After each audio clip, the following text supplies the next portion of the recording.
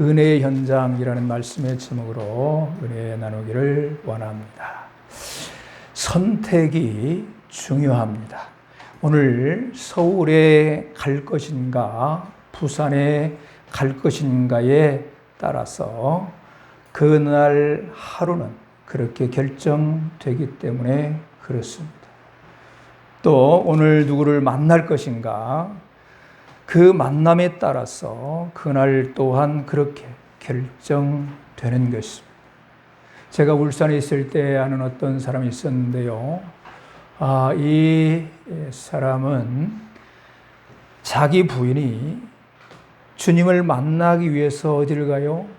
주일날 교회를 오려고 이제 집에서 나섭니다. 그러자 자기 본인도 교회에 같이 가겠다고 나서는 겁니다. 이 교회는 담을 쌓고 있었기 때문에 교회에 간다는 것은 이건 있을 수 없는 일이어서 그 부인이 다 자기 남편의 구원을 위하여 기도해 왔었습니다. 그런데 교회에 간다고 하니 같이 가자 하니 얼마나 기뻤겠습니까? 그래서 같이 차를 타고 나섰습니다. 그런데 한참을 가는데 교회 방향으로 가지 않고 다른 데로 냅다 달리는 것입니다. 그래서 부인이 빨리 방향을 돌려서 교회로 가자고 교회로 가야 된다라고 아무리 그리 해도 계속 달려가는 거예요. 그렇게 달려가다 그만 큰 사고를 입고 맙니다. 그 부인은 어디 한 군데 다친 데가 없어요. 하나님이 보호하사. 그런데 그 남편은 너무나도 크게 많이 다쳐서 그날부터 병원 생활이 시작되는 날로 결정되고 말았습니다. 여러분, 우리가 무엇을 어떻게 결정하고 사는가 이것도 중요합니다. 그렇게 결정함의 생각 따라 하루가 그 인생이 한 날 한 날이 모여지면 그렇게 결정되어 나가기 때문에 그런 것입니다.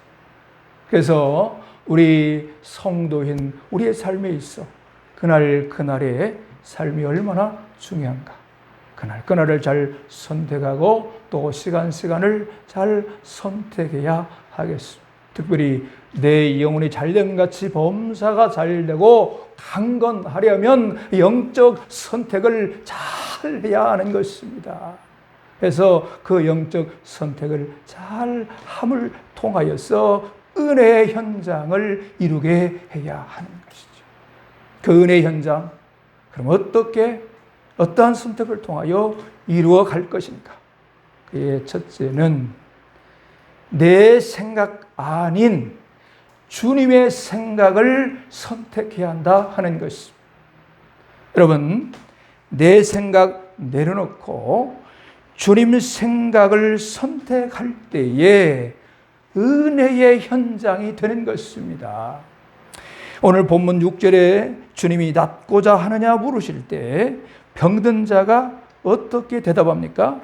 7절 보시면 물이 움직일 때에 나를 못에 넣어주는 사람이 없어 내가 가는 동안에 다른 사람이 먼저 내려가나이다 라고 말합니다. 그냥 낫기를 원합니다 라고 하면 되는데 왜 동문서답격으로 이렇게 말하는가? 직접 고쳐주시고자 하시는 주님의 생각과 전혀 다른 것, 즉 에베스다 설화에 대한 그 생각이 그의 생각을 붙들어 매고 묶여 있기 때문에 그런 것입니다. 그럼 베데스다 설화가 무엇인가? 천사가 가끔 못에 내려옵니다. 그래서 물을 움직입니다. 그리고 물이 움직인 후에 가장 먼저 들어간 사람이 병을 고침받는다는 것입니다.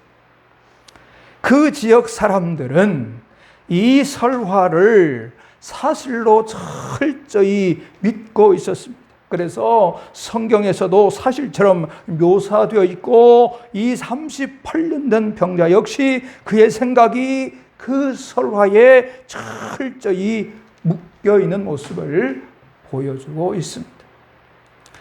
여러분, 이 상황을 제가 예를 들어서 이해를 돕기 위해서 말씀을 드린다고 한다면, 요즘에 독거노인들이 참 많아요. 그래서 연세도 많지요. 여기 아프지요. 그런데 허리가 아프셔서 너무 고생하시는 한 분이 계시다는 이야기를 척추병원장께서 들으셨어요.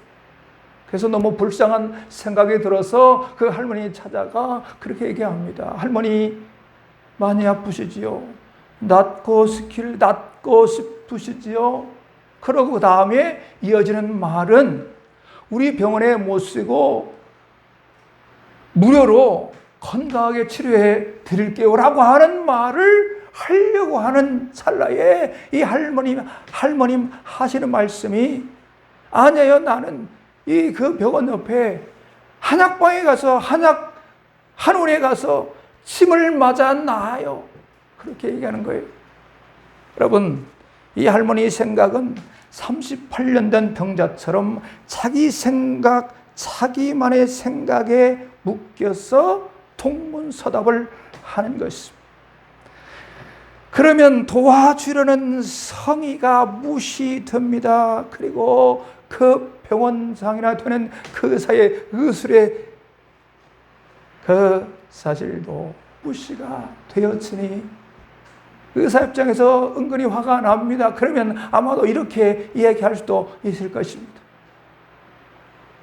그러면 그렇게 그 한원에 가세요. 그렇게 얘기할 수도 있어요. 그런데 오늘 본문에 등장하신 우리 주님은 동문서답하는 병자를 오히려 불쌍히 여기시고 긍휼히 여기십니다.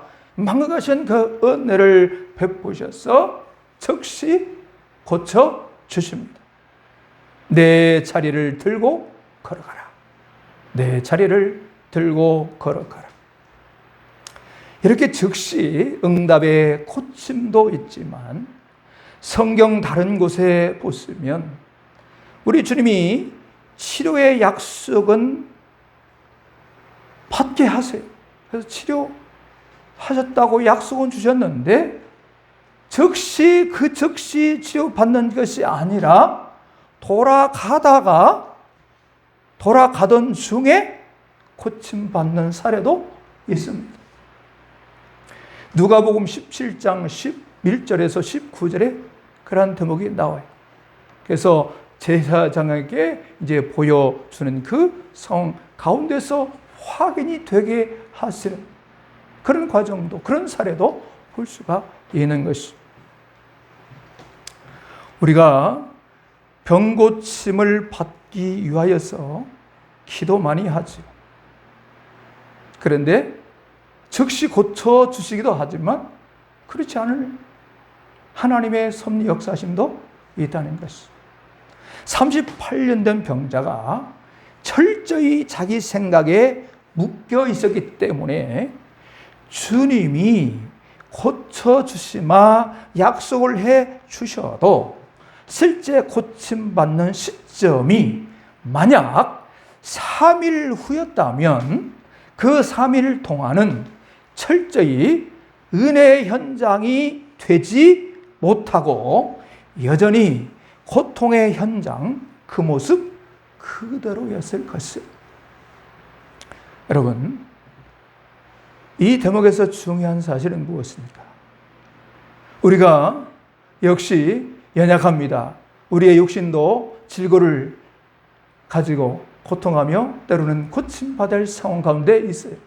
그래서 우리가 기도를 그런데 우리 기도하다 보면요, 기도하는 즉시 하나님이 이제 툴툴 털고 우리 문을 나갈 때에 씻은 듯이 거짓말처럼 깨끗하게 치료돼서 나가는, 우리가 두리고 떨리고 걱정 근심에 매여서 힘들고 고통 가운데 있었던 내 심령이 평안해서 나가는 그 즉시에 주의 역사가 있을 수도 있어요. 그런 경우도 많이 경험해요. 그런데 그렇지 않는 경우도 많이 경험을 한다는 것입니다. 내가 기도하다가 집에 돌아가서 한참 일을 하다 보니 내가 허리가 안 아프네?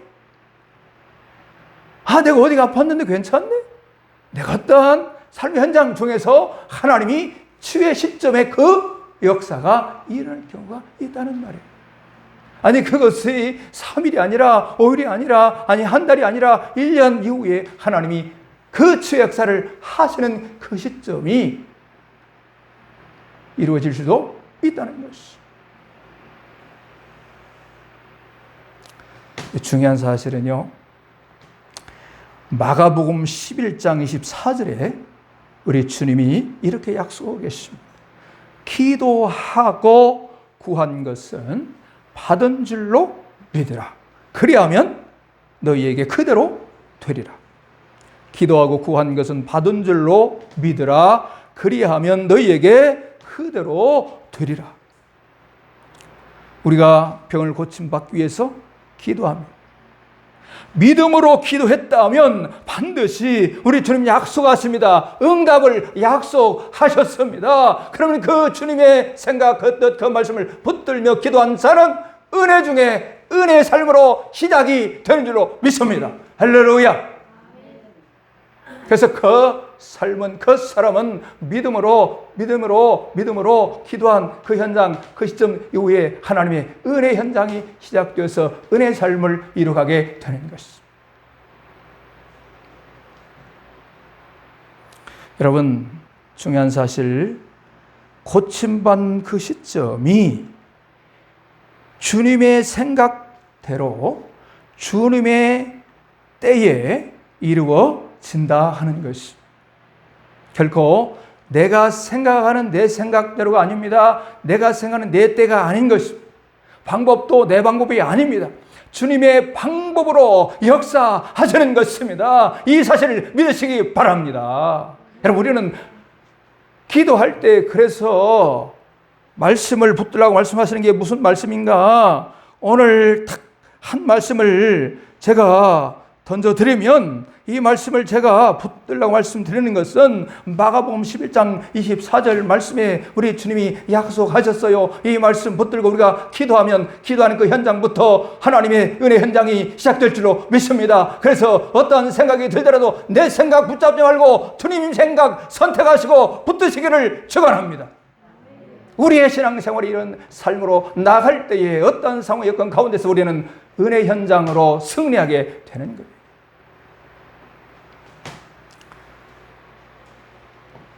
여러분, 그런데 되게 많은 경우에 내 생각을 선택을 해요. 누가 무슨 얘기를 하거나 어떤 상황이 되거나 어떤 형편 상황, 그 여건 가운데서 내 생각으로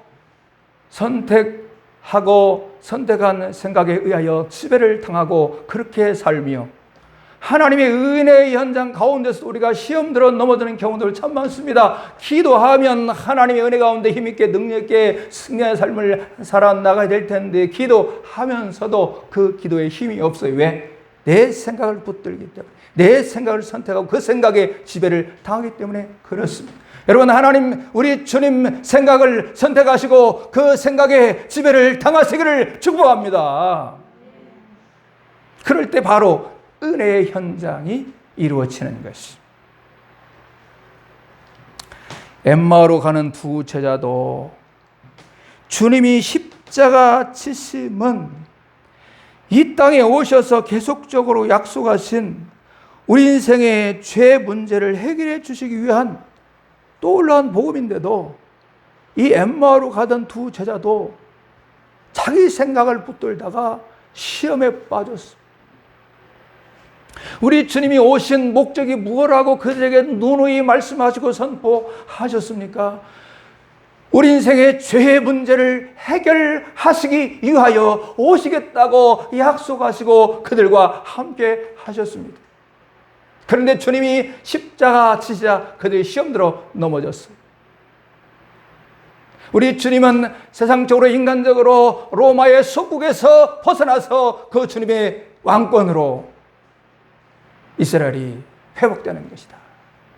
그러나 이 생각은 그들의 생각이었지, 주님의 생각은 인류의 죄인들의 죄의 문제를 해결하시기 위하여 십자가를 져야 하시는 것이고, 십자가 지는 것이 주님의 목적이었습니다. 그 주님의 생각, 그 목적을 그들은 붙들지 못했어요. 그래 자기 생각 붙들다가 엠마오로 가던 두 제자는 터덜거리면서 시험에 걸려 맥이 빠지고 힘이 빠진 그들의 모습 실상을 보여줍니다. 그때 주님께서 찾아가 주셔서 그들을 만나 그들이 어떠한 삶의 현장에 있는가 하는 사실을 보여주고 있습니다. 왜 그들이 그렇게 연약한 가운데 있습니까? 주님이 그들과 함께 하셨음에도 그들의 생각에 묶여있기 때문에, 그 생각에 지배를 당하기 때문에 그런 것이죠. 그런데 그들이 영적으로 눈이 열릴 때 주님의 그 은혜의 현장으로 변화되는 것입니다. 우리가 이 시간 내 생각이 아니라 주님의 생각을 선택하고 붙들고 그 지배의 은혜의 영역 안에 들어가서 하나님의 은혜 현장의 시간 다 회복되시기를, 다 열려지시기를 간절히 소원합니다.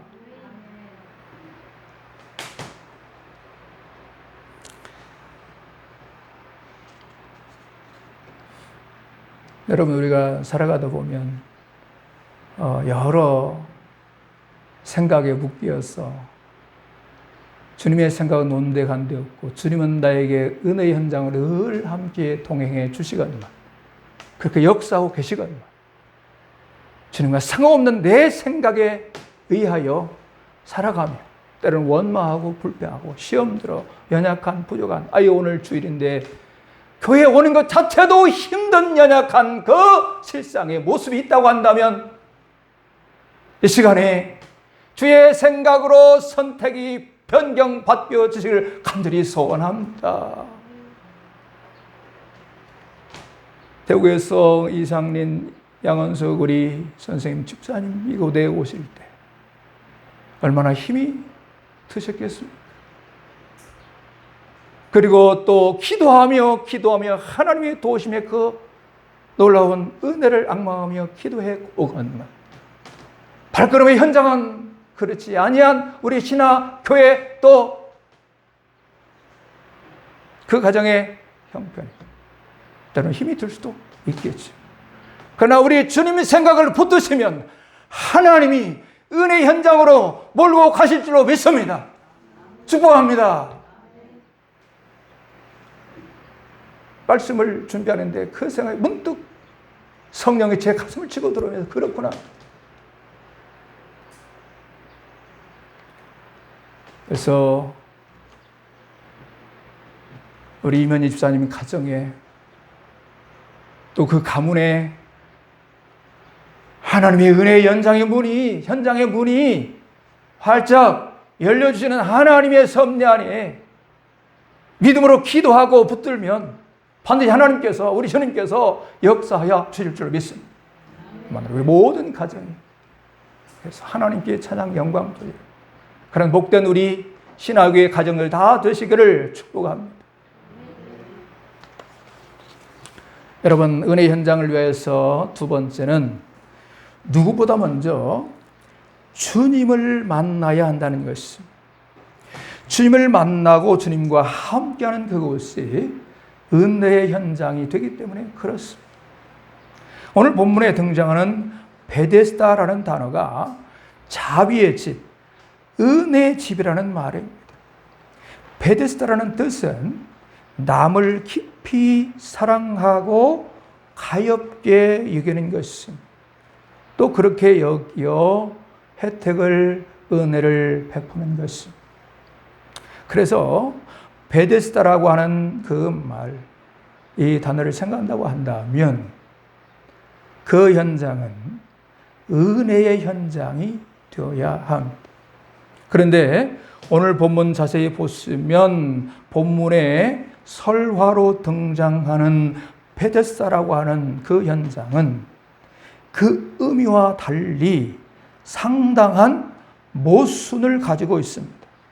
왜 그렇습니까? 38년 된 병자처럼 많이 아프고 힘든 사람은 전혀 도움을, 혜택을, 은혜를 받을 수가 없습니다. 오히려 그렇게 많이 아프지 않은 사람, 좀 더 건강한 사람, 먼저 그물에 뛰어 들어갈 수 있는 사람, 그 사람에게 혜택이 주어져요. 그 사람에게 은혜가 주어지고 있어요. 그래서 오늘 본문에 등장하는 베데스다는 은혜의 현장이 아니라 경쟁의 현장입니다. 진정한 의미의 베데스다의 현장이 아닌 것입니다. 만약 38년 된 병자가 주님을 만나지 못하고 모순된 베데스다를 붙들고 있었다고 한다면 그는 죽는 날까지 그 병과 함께 고통의 현장에 살아야 했을 것입니다. 특별히 우리 주님이 그에게 지적하는 게 있었습니다. 무엇입니까? 그 병이 죄로 인하여 왔는 것을 지적하고 계시는데요. 그렇다고 한다면 죄의 문제를 해결해 주시는 주님을 만나야 그가 고침을 받는 것입니다.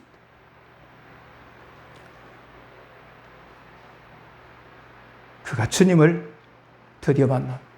그 주님을 만남으로 말미암아 그 참혹한 현장에서 벗어날 수 있었고 그 주님을 만남으로 놀라운 은혜의 현장이 그에게 열려졌습니다. 여러분, 주님이 어떤 분이십니까? 병든 자를 치유하시고 연약한 자에게 힘을 주시고 갇힌 자에게 자유케 하시고 죽은 자를 살리시는 분이 우리 주님이십니다. 안식일에 병을 고쳤다고 오늘 본문에 보면 유대인들이 시비하고 있지만 그러나 안식일의 주인이 누구십니까? 우리 주님이십니다. 누가복음 6장 5절에 안식일의 주인은 예수님이라고 말씀합니다. 우리 주님 이렇게 말씀하십니다. 인자는 안식일의 주인이니라. 안식일의 주인 되신 우리 주님은 안식일에 은혜를 베푸시는 은혜의 현장이 되어 주셨습니다. 그 현장을 우리가 보고 있는 것입니다. 오늘 주일에 주님은 병든 자를 치유하시기를 원하십니다. 고통당하는 자를 가볍게 여기시고 찾아오시는 분이세요. 연약한 자에게 힘을 주시고 염려, 걱정, 불안해하는 자에게 평강의 은혜를 주시는 분이십니다. 내가 평강을 주노라. 내가 너에게 평강을 주노라. 제자들이 두려워 떨고 있는 그 현장에 우리 주님 말씀하십니다. 내가 너에게 평강을 주노라.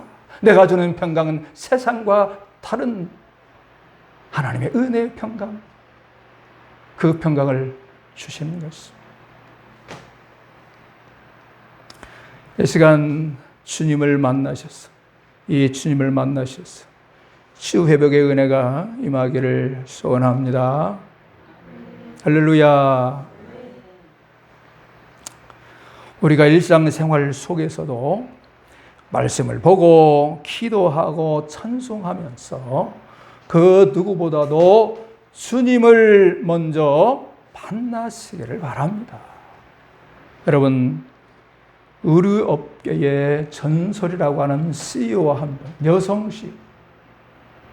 제가 오래전에 들은 얘기 때문에 이분이 여성 CEO라고 하는 것은 정말 그 당시 여성으로서 사업이 어려운 때였기 때문에 전설적 여성 CEO다라고 그 성공을 빗대어서 별명이 아예 그렇게 붙은 사람이었습니다.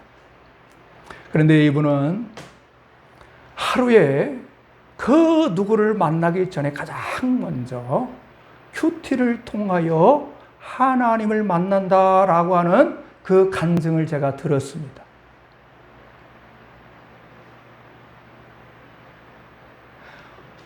그 예를 들면서 얘기하는데 외국에서 저 멀리 10시간 이상을 타고 비행기를 타고서 그 전날에 와서 아침에 일찍 만나고 돌아가려고 한 그 바이어 손님이 기다리고 있습니다. 그러함에도 불구하고 가장 먼저 큐티의 시간을 통하여 주님을 만나고 그들을 접견했다고 하는 것입니다. 여러분, 큐티가 무엇입니까? 조용한 시간에 하나님 말씀 붙들고 기도하면서 주님을 만나는 시간인 것입니다.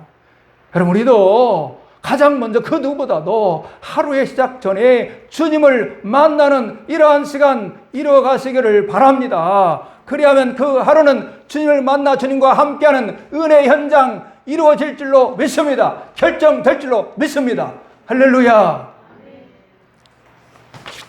마지막 세 번째, 우리가 은혜 현장을 위해서는 죄를 멀리하는 능력을 선택해야 합니다. 죄가 있는 한 은혜 현장은 유지될 수가 없습니다. 보장받지 못합니다. 그러므로 죄를 멀리해야 하는 것입니다. 그래서 오늘 본문에 병 고침 받은 자를 우리 주님 만나셔서 그 은혜가 계속 유지되도록 하신 말씀이 무엇입니까? 여러분 14절에 보시면 그 말미에 중요한 말씀, 다시는 죄를 범하지 말라, 그렇게 말씀하십니다. 죄를 멀리 할 때에 받은 은혜가 유지가 되는 것입니다. 그런데 반대로 다시 죄 가운데 빠지면 그 은혜가 차단되고 마는 것입니다.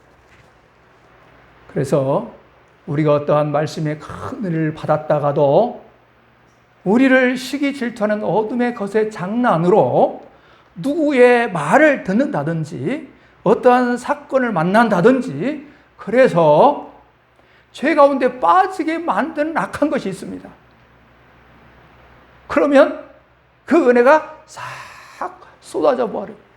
은혜 받기 이전으로 되돌아가 버리는 그 실상을 우리가 체험하잖아요. 은혜가 차단되는, 죄로 인하여 은혜가 차단되는 그 사실을 성경에서 이사야 59장 1절에서 2절에 다음과 같이 말씀합니다. 여호와의 손이 짧아 구원하지 못하심도 아니요 귀가 둔하여 듣지 못하심도 아니라 오직 너희 죄악이 너희와 너희 하나님 사이를 갈라 놓았고 너희 죄가 그 얼굴을 가리어서 너희에게 듣지 않으시게 함이니라. 그렇다면 여러분, 우리가 많이 연약함, 풀려갑니다. 자꾸 넘어집니다. 어떻게 해야 되겠어요?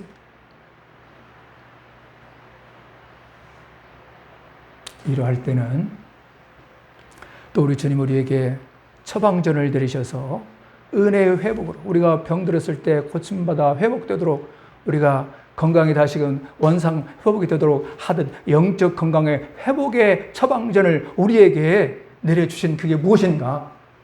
회개를 선택하라. 회개를 선택하라. 회개할지니라.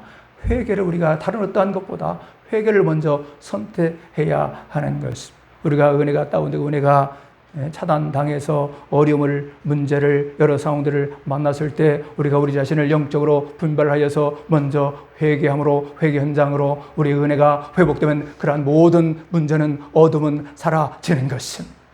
그래서 영적 눈이 열려서 먼저 회개를 선택해야 하는 것입니다. 내 생각에 다른 것. 우리가 가장 먼저 회개를 선택하고 그 하나님의 은혜 현장이 회복되도록 해야 하는 것입니다. 여러분, 이 사실에 대하여서 회복의 복음, 이사야 1장 18절에 보여주고 있는데요. 제가 읽어드립니다. 여호와께서 말씀하시되 오라 우리가 서로 변론하자. 너희 죄가 주홍 같을지라도 눈과 같이 희어질 것이요 진홍같이 붉을지라도 양털같이 희게 되리라. 이것이 회개의 복음입니다. 하나님이 놀라운 은혜 중에 은혜인 것입니다. 죄 가운데 있으면 주님 밖에 있는 것이고 회개하고 돌이키면 주님 은혜 안에 머무는 현장으로 되는 것입니다. 우리가 주님의 은혜 안에 머무는 현장에서는 죄의 저주 아래 있는 옛것의 삶이 아니라 생명으로의 풍성이 얻는 은혜의 삶, 새것의 삶의 현장에 있는 것입니다. 고린도후서 5장 17절에 이렇게 말씀합니다. 그런즉 그리스도 안에 있으면 새로운 피조물이라. 이전 것은 지나갔으니 보라 새 것이 되었도다. 우리는 사실 주님 안에서 새 것으로 구별된 존재입니다. 그 존재로서 우리는 죄를 이기고 승리하는 삶을 살아야 하는 것입니다. 그런데 아직도 번번이 죄의 유혹에 넘어지고 죄의 어둠의 공격에서 승리하지 못하고 늘 부끄러운 모습에서 자유할 수 없다고 한다면 어떻게 해야 되는가? 우리가 집사님 수준 되면 이 생각에 봉착해서 때로는 힘들어할 때가 있습니다. 어떻게 해야 할 것인가? 여러분, 성경에서 명쾌한 말씀을 우리에게 주시는데 그 승리 방법이 무엇입니까? 죄를 이기는 능력을 선택하는 것입니다. 죄를 이기는 능력을 선택하는 것입니다. 그럼 그 죄를 이기는 능력은 무엇인가? 그것은 성경이 가르쳐 주시는 말씀, 그것은 성령을 좇아 살라라고 하는 것입니다. 여러분, 갈라디아서 5장 16절 이렇게 기록합니다. 성령을 따라 행하라. 그리하면 육체의 욕심을 이루지 아니하리라. 육체의 욕심은 곧 죄를 말하는 것입니다. 이 죄를 멀리할 수 있는 능력을 선택하는 삶, 그 삶이 무엇이냐? 곧 성령 따라 사는 삶을 말씀하고 있습니다. 이 삶을 통해서 은혜의 현장이 유지될 수가 있는 것입니다. 여러분, 우리가 저로 말미암아 은혜의 현장이 문제가 된다 한다면 우리가 이사야 1장 18절을 묵상하면서 그 말씀 붙들고 회개를 선택하셔서 속히 하나님의 은혜의 현장이 회복되게 하시고 우리가 한 걸음 더 나아가 우리가 집사의 수준이 된다고 한다면 그 어둠의 죄악들을 이길 수 있는 어둠을, 죄를 이기는 능력을 선택하시기를 축복합니다. 그러면 반드시 은혜 현장 안에서 누리며 승리하는 삶을 이루게 될 것입니다. 여러분, 지금까지 세 가지 은혜 현장을 위하여 어떻게 살아야 하는가? 첫 번째는 무엇입니까? 내 생각이 아닌 주님의 생각을 선택하라 하는 것입니다. 두 번째, 그 누구보다도 먼저 주님을 만나는 것을 선택하라 하는 것입니다.